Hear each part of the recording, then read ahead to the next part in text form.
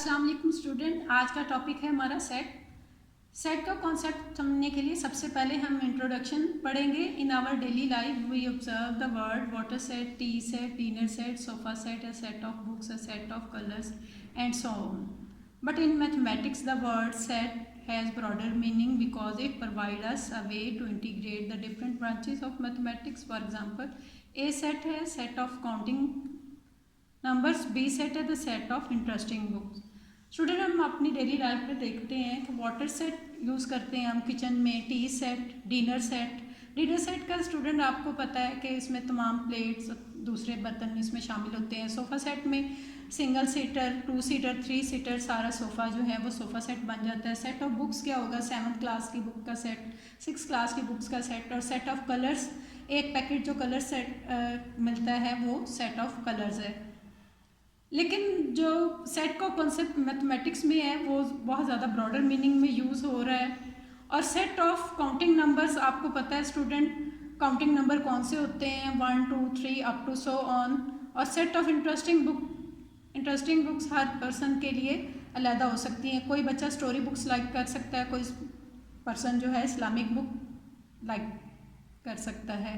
Set का concept समझने के लिए अब हम सेट की डेफिनेशन को समझते हैं। सेट क्या है? सेट कलेक्शन है। कलेक्शन किस चीज़ की? वेल डिफाइंड और डिस्टिंक्ट ऑब्जेक्ट की। A set is a collection of distinct and well defined object. अगर हम स्टूडेंट सेट की हिस्ट्री को पढ़ें तो हमें पता चलता है जॉर्ज कैंटर फर्स्ट पर्सन है जिसने 19th सेंचुरी में पहली दफ़ा सेट का कॉन्सेप्ट दिया। और मैथमेटिक्स की बहुत सारी ब्रांचेस में हम इसका स्टूडेंट हमने सेट की डेफिनेशन पढ़ी कि सेट कलेक्शन है वेल डिफाइंड और डिस्टिंक्ट ऑब्जेक्ट की। अब हम वेल डिफाइंड के बारे में पढ़ते हैं। Well defined means specific property of an object that enable it to an element of set और not, like collection of good story, collection of tasty foods. The word good and tasty are not well defined because a food may be a favorite of one person but may not be for an other.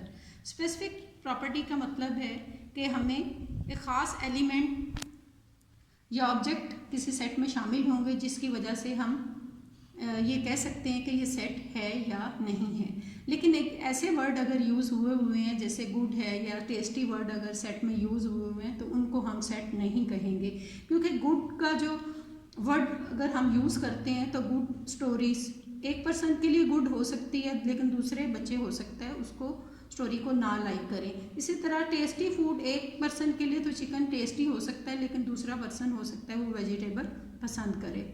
इसी तरह हम moral values, concept और evil और virtues की बात करते हैं। ये तमाम चीज़ें जो हैं अगर ये शामिल हैं सेट में तो वो सेट नहीं होंगी। ऑनेस्ट का वर्ड है, शार्प का वर्ड है, गुड, बैड और नॉटी का वर्ड अगर सेट में शामिल है तो ये भी सेट नहीं होगा, क्योंकि ऑनेस्ट जो है, ऑनेस्ट को मेजर करने के लिए भी हमारे पास कोई स्केल नहीं है। गुड, किसी के गुड होने का हमारे पास कोई स्केल नहीं है। बैड, हमारे पास कोई स्केल नहीं है कि हम कह सकें कि ये बैड बॉय है या गुड बॉय है। नॉटी भी हम मेजर नहीं कर सकते। ऐसी तमाम चीज़ें जिनको हम मेजर नहीं कर सकते, या एक चीज़ दूसरों के लिए अच्छी है, एक के लिए अच्छी है, दूसरे के लिए अच्छी नहीं है, तो वो भी सेट नहीं कहलाएगी। Distinct mean same object should not appear more than once. Example, set of letter of word small. अब स्टूडेंट यहाँ पे आप देखेंगे SMAL, स्मॉल में डबल L यूज़ हो रहा है लेकिन सेट में हमने L लिखा है। We can see that the letter L has been written only once. अब ये देखिएगा कि अगर हम इसको रिपीटेड एलिमेंट में ले आएंगे, डबल L यहाँ पे यूज़ करेंगे तो ये सेट स्टूडेंट नहीं कहलाएगा। सिंगल टाइम लिखा है तो ये सेट कहलाएगा। Distinct mean object should not be appear more than once, repeated element नहीं होंगे। और स्पेसिफिक प्रॉपर्टी में इवन नंबर है तो सेट इवन नंबर का ही होगा, ऑड नंबर का सेट है तो ऑड नंबर का होगा।